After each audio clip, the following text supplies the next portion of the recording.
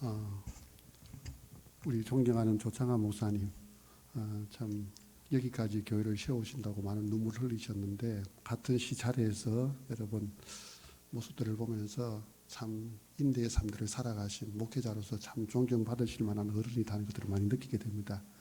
우리 목사님께서, 존경하는 목사님께서 목회하신 교회에 와서 또 설교하게 돼서 너무 감사하고요. 그러나 우리 조상훈 목사님은 저하고 THM 동기입니다. 고신대 가지고 공부할 때 한 학기를 같이 했었는데, 같이 교수님하고 좀 이렇게 공부를 한동안 했었습니다. 그래서 먼저 알게 되는데, 그 목사님이 우리 조창한 목사님의 아드님이시고 또 이 교회고 참 세상 좁다는 걸 참 많이 느낍니다. 그래서 바깥에 나가서 함부로 하면 안 됩니다. 어떻게 만날지 모르기 때문에. 그래서 오늘 또 기양교회에 와서 말씀으로 섬기게 된 것 너무 감사를 드립니다. 저는 외부에 이제 이렇게 헌신예배라든가 설교를 하러 가잖아요. 집회를 하러 가잖아요. 그러면 저한테 원칙이 있습니다. 그 교회에 뭐 어떤 상황인지도 모르지만은 저는 지난주 했던 그 설교 원고 나갑니다. 지난주 했던 그 설교 원고 가지고 나간다. 만일 저희 교회에서 예를 들어 가지고 동부산 여전도 원래 한다. 그러니까 우리 성도들 같이 앉아 있잖아요. 이번 주날 설교했던 그 원고 들고 다시 목요일 날 또 하는 겁니다. 이게 제 원칙입니다. 안 그러면은 흔히 말해가지고 목사 잘하는 설교 들고 자꾸 나갈 수 있잖아요. 그래서 저는 매주 설교가 바깥에 나갔을 때 언제든지 그렇게 쓸 수 있도록 그래서 최선을 다해서 하자.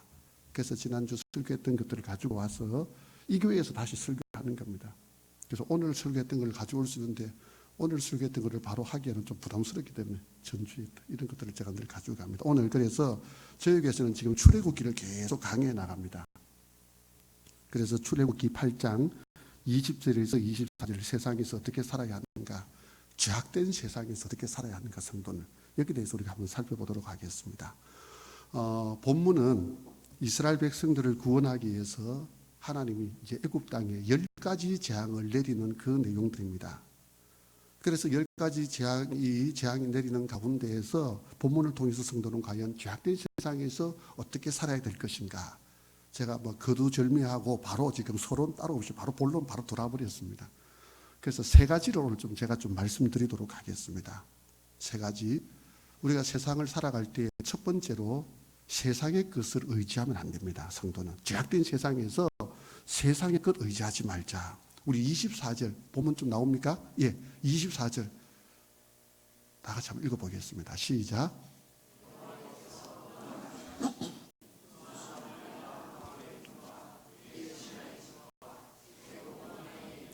파리로 말미암아 그 땅이 황폐하였더라.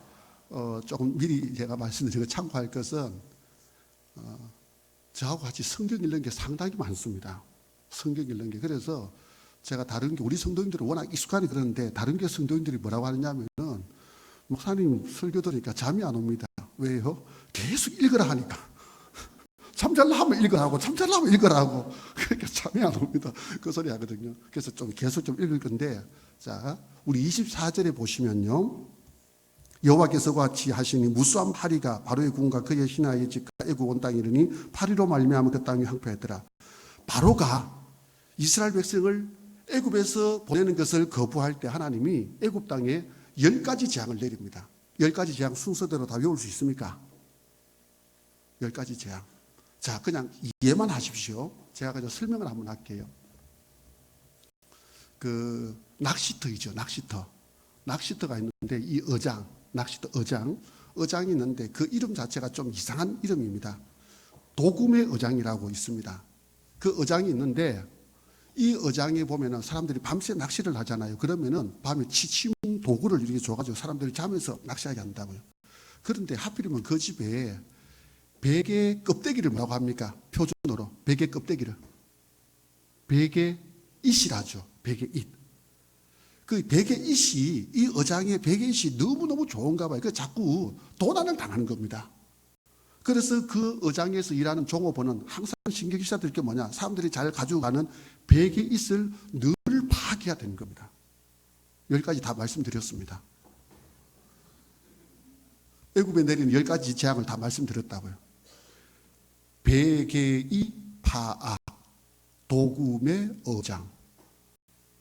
그러니까 배가 아니고 피로 생각하시면 된다. 피, 개구리, 이, 파리, 악질. 옛날 성경으로 악질, 독종, 우박, 메뚜기. 그 다음에 어둠 뭡니까? 어장, 어둠, 흑암, 장자의 죽음. 다 외웠습니까? 자, 뭐라 했습니까? 제가 5가지 뭐라 했습니까? 자, 뭘 파악하라고요? 베개의 파악. 종업원은 베개 있을 잘 파악해야 된다. 다시 시작. 베개의 파악. 됐습니다. 그 어장 이름이 뭐라고요?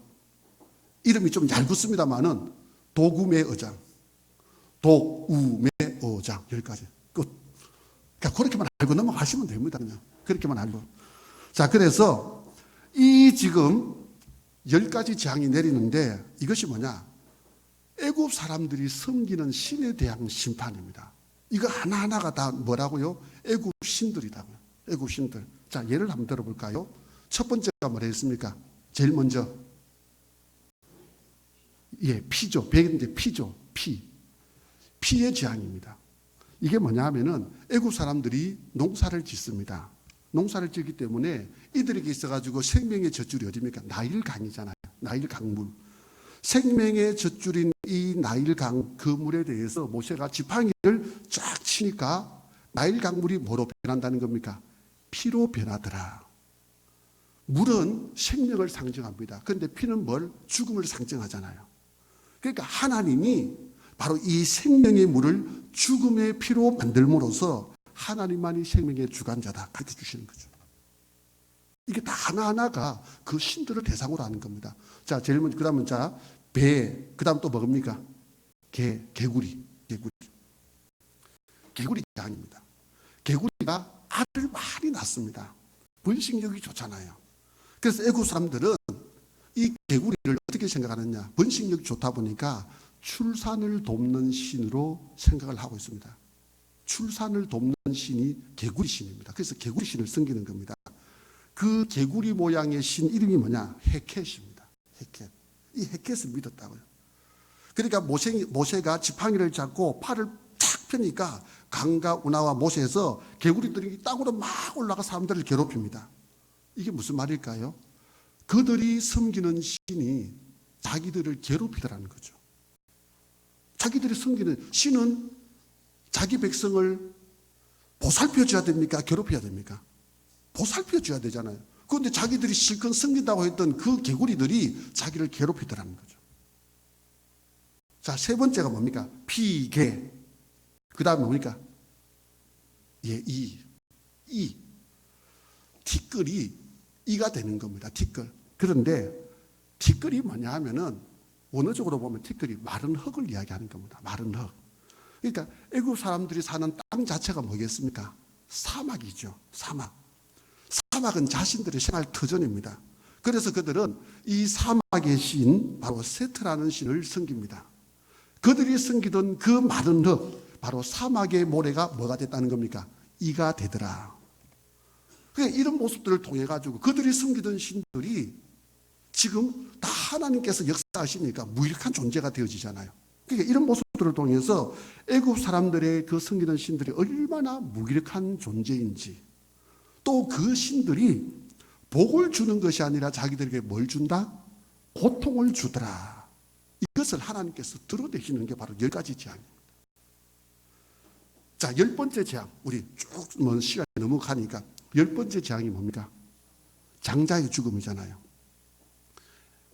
애국 사람들은요, 그 파라오 왕이잖아요. 그 왕의 명칭이 바로인데 이 바로를 신으로 섬깁니다. 바로가 누구냐면은 태양신의 아들입니다. 라의 아들입니다. 태양신. 그러니까 아들이다고요. 그러니까 태양신의 아들인데 바로의 아들도 그러면 태양신이죠. 신입니다. 신의 아들입니다. 자, 그런데 하나님이 바로의 장자를 죽여버린다고요. 신을 죽여버린다고요. 그래서 그들의 믿는 신이라는 존재를 죽임으로써 그들이 믿는 신을 하나님께서 심판하시는 겁니다. 결국 이것을 통해서 하나님께서 말씀하시는 것이 뭐냐? 10가지 재앙을 통해서 말씀하는 게 뭐냐? 3가지를 지금 가르쳐 주고 있거든요. 첫째, 애굽을 심판하셔가지고 이스라엘 백성들을 해방시키는 겁니다. 해방시키는, 맞죠? 그죠? 기억나죠? 그죠? 해방시키는 겁니다. 두 번째가 뭐냐? 애굽의 신은 아무것도 아니다. 그들은 하나님 앞에서 아무것도 아니다. 무기력한 신이다. 그래서 하나님만이 참된 신이다. 이걸 가르쳐 주는 게 두 번째입니다. 세 번째가 뭐냐? 그래서 이스라엘 백성들은, 자, 그렇다면은 이제 누구만 섬겨야 되겠습니까? 누구를? 그러니까 애굽의 신을 섬기는 것이 아니라 누구만? 하나님만을 바르게 예배하고 섬기는 백성들이 돼야 된다. 이걸 가르쳐 주셨다고. 이 10가지 재앙을 통해서 이 세 가지를. 그래서 이스라엘 백성들이 출애굽을 했을 때 하나님께서 주신 것이 뭡니까? 십계명이잖아요. 그 십계명 주셨을 때 첫째 계명이 뭡니까? 나 외에 다른 신들을 섬기지 마라. 그래서 그거 주신 것 아닙니까? 다양한 신의 영향을 받았기 때문에 하나님은 이 계명을 통해 가지고 다른 신 섬기지 마. 그걸 강조하셨다고요.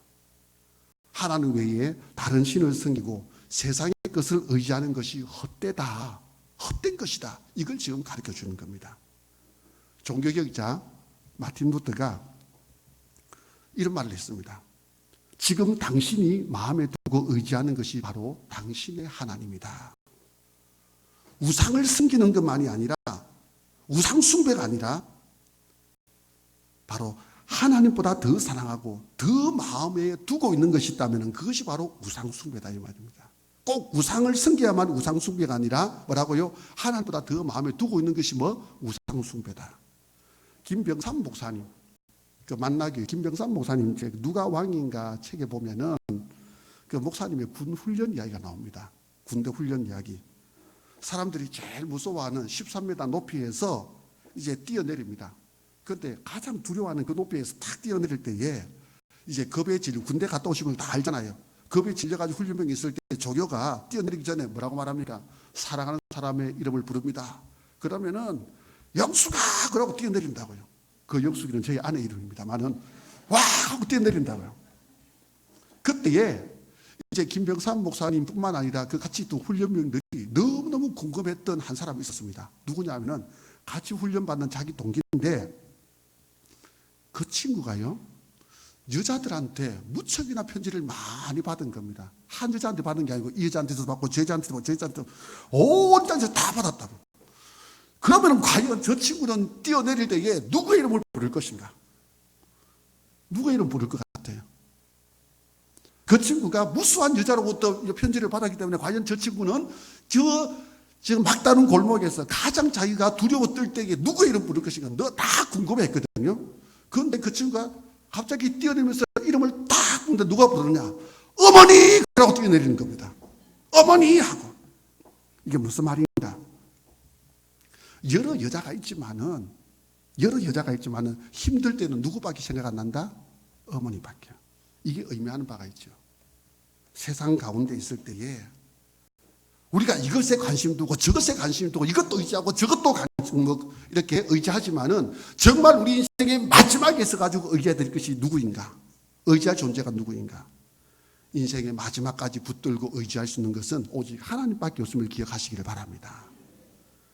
그래서 첫 번째, 우리가 세상의 모든 것을 뛰어넘어 가지고 하나님만 붙들고 살아가는 여러분들 되시기를 주님의 이름으로 축복합니다. 자, 두 번째 우리 한번 또 볼까? 8절, 우리 21절, 22절 다 같이 한번 또 읽어보도록 하겠습니다. 21절, 22절 시작.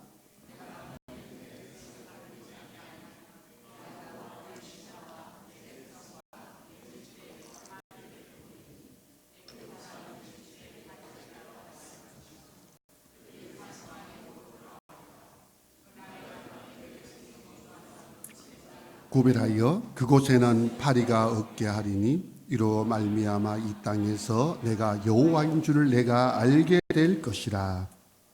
예. 자, 첫 번째 우리가 이 험악한 세상, 제한된 세상 살아갈 때 하나님만 의지해야 된다. 첫 번째 말씀드릴 거예요. 자, 두 번째 우리가 또 살펴볼 것이 뭐냐? 세상, 이 험한 세상 어떻게 살아가야 될 것인가? 구별된 삶을 살아가야 됩니다. 구별된 삶. 하나님이 10가지 재앙을 딱 내리십니다. 처음 3가지가 뭐였습니까? 다시 한번 더. 처음 3가지가 뭐였습니까? 피, 개, 이. 그죠? 이 재앙은 이스라엘 백성들과 애굽 사람 모두에게 다 내린 겁니다. 그런데 자, 4번째가 뭡니까? 피계이 8이죠. 8위부터는 이제 이스라엘 백성들이 아니고 누구에게? 애굽 사람들에게만 내립니다. 이스라엘 백성들이 사는 고센 땅에는 이 장이 임하지를 않습니다. 자, 우리가 이 부분을 보면서 우리가 꼭 기억해야 될 게 이겁니다. 세상을 살면서요, 세상 사람들과 똑같이 어려움 당할 때가 있습니다. 믿는 성도라고 해가지고 세상 사람들 병 걸리는데 우리는 병 안 걸린다? 아니요. 똑같이 병 걸린다니까요. 경제적인 고통 똑같이 당합니다. 자녀들의 진로, 자녀들의 취업, 자녀들의 결혼 똑같이 문제 때문에 고통을 당한다고요. 그런데 성도는 이 불신자와 같은 고통을 당해도 의미가 다른 겁니다. 성도에게 임하는 이 고난은 영적인 유익과 신앙의 성장을 위한 고난이다. 아시겠습니까? 이스라엘 백성들에게 내린 고난, 똑같이 고난 당할 때에 애굽에 내린 고난 다르죠. 그 똑같이 고난 받지만은 그 고난을 통해서 애굽 사람들은 심판이다고요. 그런데 똑같은 고난이지만은 그 고난을 당한 이스라엘 백성들한테는 곧 우리가 해방된다, 자유가 임한다, 다르잖아요. 의미가 다르다니까요. 의미가. 성경에서 가장 많은 이 고난을 겪은 사람이 누구냐? 욥이죠. 하루아침에 집안 망하잖아요. 심지어 자신의 몸까지 병에 걸려가지고 자신의 생일을 저주할 정도입니다. 그런데 그 욥이 뭐라고 말하는지 아십니까? 욥기 23장 10절 다 같이 읽어보겠습니다. 시작.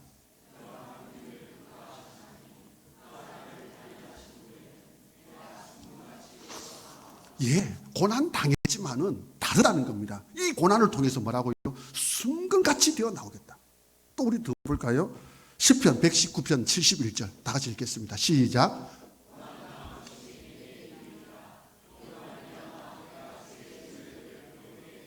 예, 고난을 통해 가지고 하나님의 말씀대로 순종하는 삶을 배우게 되었다. 이거 고백하잖아요. 하나님은 우리의 유익을 위해서 세상 사람들과 같은 고난을 겪게 하실 때가 있습니다. 그런데 중요한 게 있습니다. 하나님은 불신자처럼 고난 당하도록 계속 버려두지는 않는다는 겁니다. 그래서 아까 네 번째 고난부터는 달라지죠. 세 번째 고난까지는 같이 받았는데 네 번째 고난이 올 때에는 애굽인들에게만 임하고 이스라엘 백성들은 고난 당하지 않잖아요. 왜 고난 당하지 않을까요? 그들이 사는 지역이 달랐잖아요. 그 사는 지역이 어디였습니까? 고센 땅입니다. 고센 땅. 고센 땅에 살았기 때문에, 다른 지역에 살았기 때문에 고난 당하지 않는다고요. 파리 재앙을 통해서 이스라엘 백성과 애굽 사람을 구별하신 것처럼 하나님은 이 마지막 세상을 심판하실 때에 성도들과 구별해 나가신다 하는 것들을 우리가 알 필요가 있습니다. 노아 때 한번 보십시오. 하나님은 이 타락한 세상을 홍수로 심판합니다. 타락한 세상을. 그런데 하나님의 백성인 노아와 그의 가족은 어디로? 방주 안에 들어가게 하시잖아요. 죄악으로 물든 소돔과 고모라, 유황불이 떨어져서 심판을 받습니다. 그런데 롯과 그의 두 딸은 구원받죠. 목자가 양과 소를 이렇게 구분하듯이 마지막 세상을 심판할 때 주님은 불신자들은 지옥의 형벌을 받게 하고 성도는 천국의 복을 누리게 한다는 이 말씀이잖아요. 그렇다면 이 심판의 날에 구원받은 백성으로 구별되려면 어떻게 해야 되는가? 아까 제가 말씀드린 것처럼 이스라엘 백성들이 애굽 땅에 섞여 산 것이 아니라 고센 땅이라는 구별된 곳에 살아간 것처럼 그렇게 살아야 된다. 구별되게 살아야 된다는 것. 구별되게. 심판 때에 이 구원받은 이 백성으로 구별되려면은 세상 사람들과 구별된 이 삶들을 살아야 된다. 그래야 심판 때에 하나님의 백성으로서의 은혜를 충분히 누릴 수 있다는 거죠. 예수님이 말씀하신 산상수훈의 첫 내용을 한번 기억해 보시기를 바랍니다. 팔복. 심령이 가난한 자는 복이 있나니. 세상은 가난한 자를 결코 복이 있다고 말하지 않습니다. 그런데 예수님은 가난한 자가 복이 있다 말씀하잖아요. 세상은 웃어야 복이 있다라고 말하는데 예수님은 뭐라고 말합니까? 애통하는 자가 복이 있다. 세상은 힘있고 권세 있는 자가 복이 있다고 하는 예수님은 온유한 자가 복이 있다. 그러니까 이처럼 예수님의 말씀은 세상 사람들이 생각하는 거 말하는 것하고 다르다니까요. 그럼에도 이 예수님은 당신을 따르는 이 제자들의 삶, 바로 세상과 달라야 된다. 이거 강조하고 있는 겁니다. 철로 역정, 책 아시죠? 저희 교회에서는 제가 3월달부터 수요 기도회 때에 철로 역정을 가지고 쭉 이렇게 이제 수요 기도회 하기로 했거든요. 그래서 한번 2월달에 한번 하고 이렇게 할 겁니다. 하고 이제 3월달부터 철로 역정을 가지고 할 건데, 이 철로 역정을 보면요, 크리스찬이라는 사람이 등장합니다. 크리스찬이 이 함께 동행하는 믿음이라는 사람이 있는데 같이 허영의 시장이라는 곳에 가게 됩니다. 그런데 이들이 허영의 시장이라는 곳에 도착했을 때에 그곳에 사는 사람들과 너무 많이 다릅니다. 그래서 핍박과 조롱을 받습니다. 제가 두 번째 기억하십시오. 죄악된 세상에서 성도는 구별돼야 된다, 지금 말씀드리는 겁니다. 그럼 어떻게 구별해야 될까요? 어떻게? 그걸 철로역정에서 하는 걸 좀 보면은 참고할 수 있죠.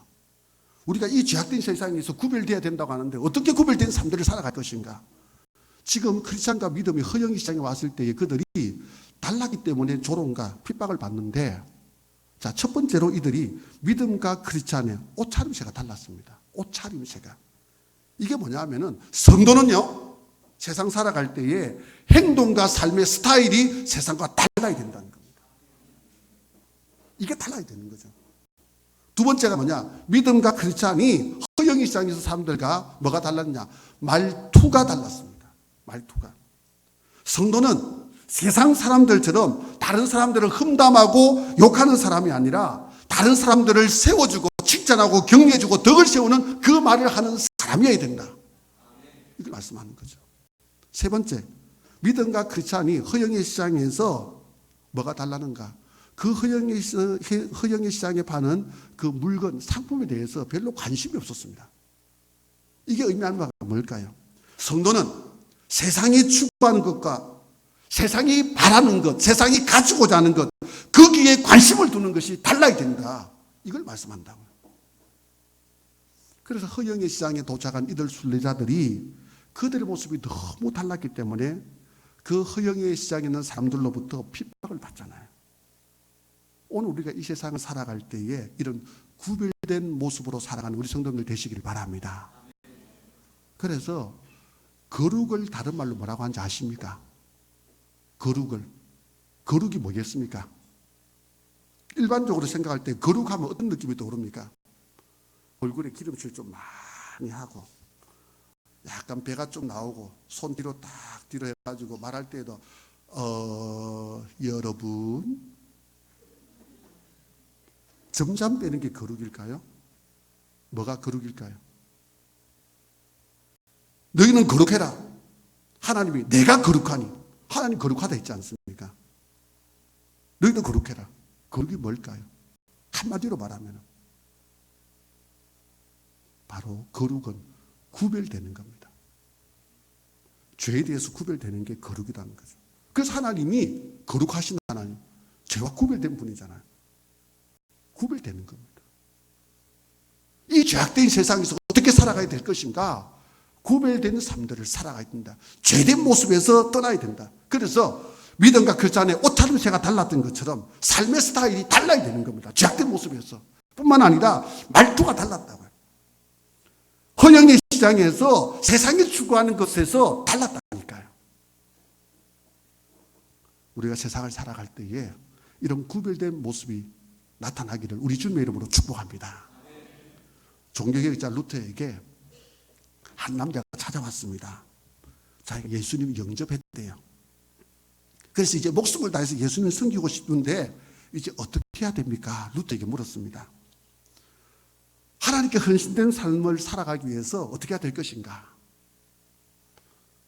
요즘식으로 말하면은 이제 내가 하나님한테 헌신하려고 하는데 이제 그러면 내가 목사가 돼야 되고 선교사가 돼야 되지 않겠습니까? 그리고 세상 직장 다 포기하고 교회 와가지고 교회에서 늘 살아야 되지 않겠습니까? 쉽게 말하면 이렇게 지금 루터에게 물은 겁니다. 그때 루터가 이렇게 대답합니다. 선생님, 지금 하신 일이 뭡니까? 예, 신발 만들고 있습니다. 그러면은 좋은 신발을 만들어가지고 양심적인 가격에 파십시오. 무슨 의미인지 아시겠습니까? 구별된다는 게 무슨 의미인지 아시겠죠? 우리가 예수님 믿는다는 것은 세상을 등지고 살아가는 게 아닙니다. 내가 있는 그 자리에 들어가서 살아야 됩니다. 내가 있는 그 자리가 죄악된 세상이랄지라도 그 속에 들어가야 됩니다. 그런데 들어가서 어떻게 하라고요? 구별되라고요. 들어가서 구별되라는 겁니다. 그래서 그 신발을 만들 때에 최선을 다해서 만들고 난 다음에 양심적인 가격으로 팔으라는 거죠. 그게 구별된 겁니다. 그래서 내가 있는 자리에서 말씀에 순종해서 세상과 구별된 삶들을 살아가는 여러분들 되시기를 우리 주님의 이름으로 축복합니다. 그래서 세상에 영향을 받는 사람이 아니라 말씀을 따라서 구별되게 살아감으로써 세상에 영향을 주는 삶들을 살아가야 된다. 자, 마지막 세 번째. 드디어 세 번째 왔습니다. 자, 세 번째 우리 25절 다시 한번 읽어볼까요? 다 같이 읽겠습니다. 시작.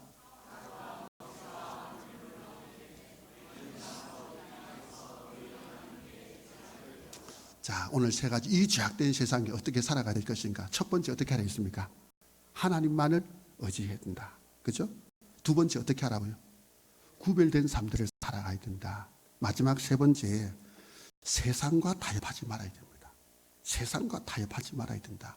방금 우리가 25절을 읽었는데 계속된 이 재앙을 견디지 못한 이 바로가 모세와 아론을 불러가 이제 타협을 하려고 합니다.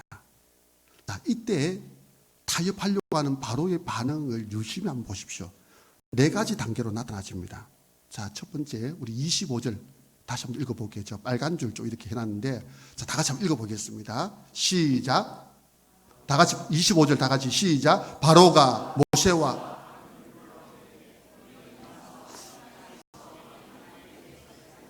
예. 자, 잘 보십시오. 이 땅에서 너희 하나님께 제사를 드리다. 그게 무슨 말이냐? 하나님은 애굽을 떠나야 된다고 말씀하셨습니다. 그런데 바로는 뭐라고 말합니까? 하나님 믿는 것은 좋은데 하나님 믿으라고 그래. 그래 믿어. 그런데 애굽은 떠나지 마. 이게 무슨 의미인지 아시겠습니까? 한 발은 세상에, 한 발은 하나님께 양다리 걸치라는 겁니다. 이 바로가 지금 이렇게 타협하자는 거죠. 그런데 예수 믿으라니까. 예수 믿지만은 그런데 한 발은 세상에 좀 두고 한 발은 교회 다니면서 그렇게 믿어도 되잖아. 예수 믿으면서 예수 믿는다고 하면서 몸은 교회에 오는데 마음은 어디 가 있는 겁니까? 세상 가 있는 거죠. 지금 이 자리에 오예배 드린다고 앉아 계십니다. 오예배 드리는 분들 정말 대단한 분들입니다. 그런데 대단한데 마음속에서 빨리 예배 마쳐야지만이 집에 가서 내가 할 일이 있는데 빨리 예배 마쳐야만이 내가 지금 바깥에서 누구 만날 사람이 있는데 마음은 여기 있지만 몸은 여기 있지만 마음은 다른 데 가 있는 거죠. 이런 사람을 뭐라고 말하는가? 몸은 교회에 있는데 마음은 늘 바깥에 있는 사람. 몸은 교회에 있지만은 자꾸만 마음은 세상에 가 있는 사람. 이런 사람을 뭐라고 말하느냐? 합기도가 아니고 각기도 교인 이럽니다. 각기도 교인. 무슨 말이냐면 어떨 때는 예수님 믿는 사람 같기도 한데 들을 때 보면은 저 사람은 세상 사람 같기도 하고 무슨 말인지 아시겠습니까? 저렇게 하는 거 보면은 정말 저 사람은 열심히 신앙생활 하는 교인 같기도 한데 저렇게 보면은 저 사람은 아예 세상에 지은 사람 같기도 하고 마귀가 우리를 이렇게 자꾸만 유혹하고 타협하자고 한다니까요. 타협하면 안 됩니다. 자, 두 번째 어떻게 바로가 타협하려고 하는가? 28절 한번 보시기 바랍니다. 다 같이 읽겠습니다. 시작.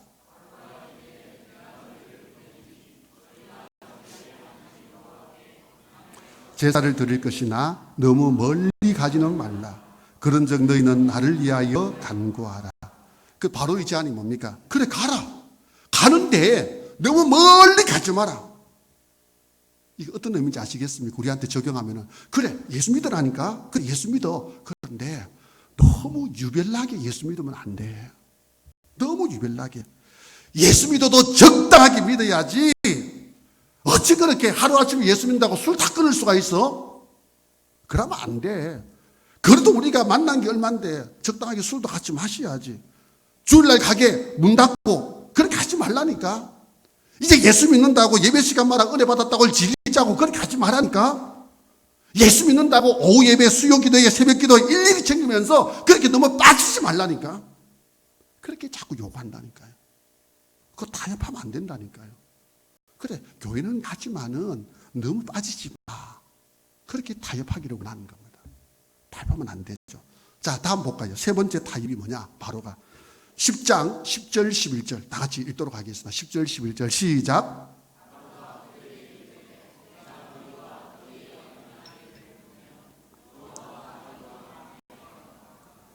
보라, 그것이 너희에게는 나쁜 것이니라. 그렇게 하지 말고 너희 장정만 가서 여호와를 섬기라. 이것이 너희가 구하는 바니라. 이에 그들이 바로 앞에서 쫓겨나니라. 자, 세 번째 바로가 타협하는 것이 뭐냐? 그래, 멀리 가도 좋다.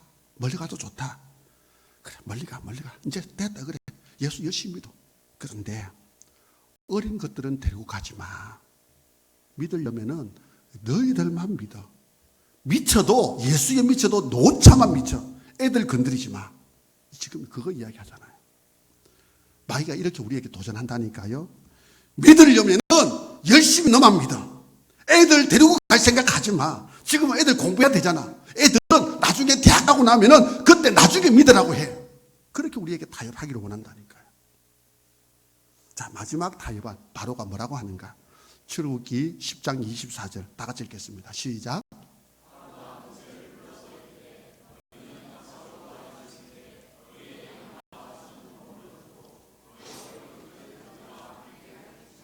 네, 그래.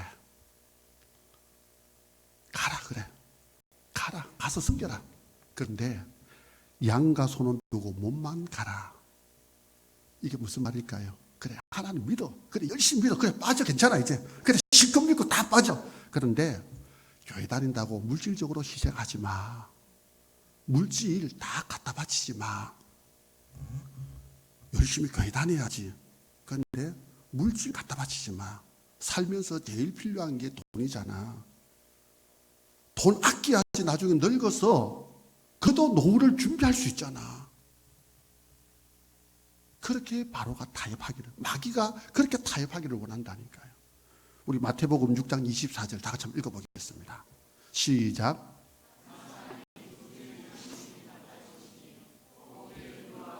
저를 사랑하거나 혹 이를 중히 여기고 저를 경히 여김이라. 너희가 하나님과 재물을 겸하여 섬기지 못하느니라.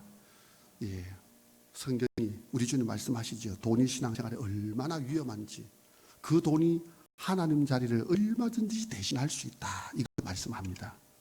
그래서 마틴 루터가 회개에 대해서 이런 말을 했습니다. 진정한 회개는 머리의 회개와 가슴의 회개, 그리고 돈지갑의 회개이다. 머리의 회개란 지적인 변화로 복음과 진리를 깨닫게 되는 것이다. 가슴의 회개란 사랑과 정의를 회복하는 것이다. 그리고 중요한 것은 돈지갑의 회개다. 돈을 어떻게 모으고 또 돈을 어떻게 쓰느냐가 회개의 중요한 척도다. 신앙생활 제대로 하려면요, 돈에 대한 태도가 바뀌어야 됩니다. 그게 진짜 회개고, 돈에 대한 바른 태도를 지닐 때에 거기에서 제대로 된 신앙생활을 할 수 있다는 거죠. 그래서 바로와 같은 이 사탄이 계속해서 우리를 유혹하고 타협하기를 원합니다. 자꾸 타협하기를 원한다니까. 네 가지 타협한 거 기억하십시오. 그래서 제대로 거절을 해야 신앙생활 제대로 할 수 있죠. 솔로몬이 젊은 시절에 얼마나 하나님을 사랑했습니까? 그래서 하나님께 일천번제를 드리잖아요. 일천번제를. 일천번제가 뭐냐? 일천일을 하나님께 제사를 지냈다라고 주장하는 사람도 있고, 또 그리고 그거는 날이 아니라 1000번 횟수를 이야기하는 것이다, 그렇게 말하는 사람들이 있습니다. 자, 이렇든 저렇든 간에 제가 뭐 주장하는 걸 별로 말씀드리고 싶지 않고, 이렇든 저렇든 간에 중요한 것은 1000번이라는 그 번제를 드렸죠. 1000번이라는 것들. 그렇게 하나님 사랑해서 자신의 전 재산을 드리면서 사랑했던 사람이 솔로몬입니다. 그 솔로몬이 변합니다. 왜 변했는지 알고 계십니까? 왜 변했습니까, 솔로몬이? 저는 우리 성도님들이 기도할 때에 우리 자식 솔로몬과 같이 되게 해주시고, 그 말 들을 때 철렁 내려앉거든요. 솔로몬이 처음은 좋은데 나중에 어떻습니까? 변해버리잖아요, 사람이. 맛이 같다니까요, 신앙생이. 자, 우리 한번 보겠습니다. 열왕기상 11장 1절 다 같이 읽을게요. 시작.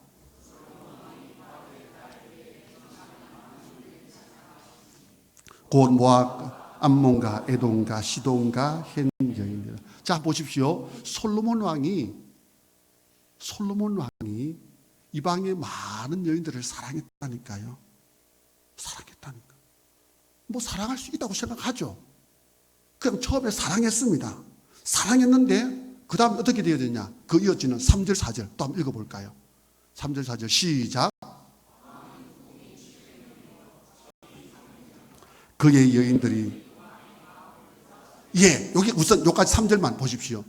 그 사랑했는데 그 여인들이 어떻게 하고 있습니까? 왕의 마음을 돌아서게 하죠. 돌아서게. 자, 그 다음에 4절 넘어가서 또 읽어보겠습니다. 시작.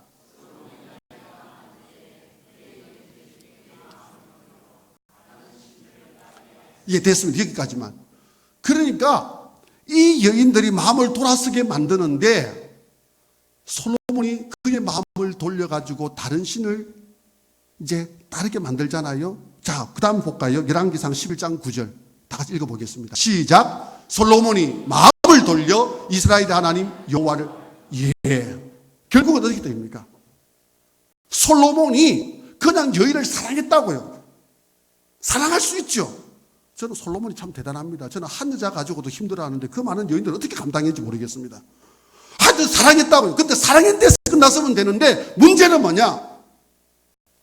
하나님까지 떠나게 만들잖아요. 이렇게 타협하게 만든다니까요. 이렇게 떠나게. 낚시 잘하는 방법 아십니까? 뭐 여러 가지 기술들이 있죠. 그런데 무엇보다도 중요한 거는 낚시 바늘이 물고기한테 보이면 안 됩니다.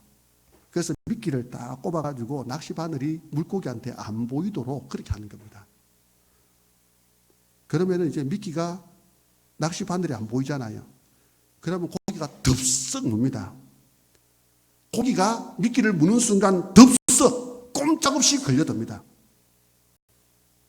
아니, 물고기가 그냥 뭐 맛있는 게 있어가지고 덥석 물었는데 뭐가 번쩍합니다. 정신 차리고 보니까 자기가 벌써 도마에 올라가 있는 겁니다. 그러면서 갑자기 자기 귀에 소리가 들립니다. 소리가.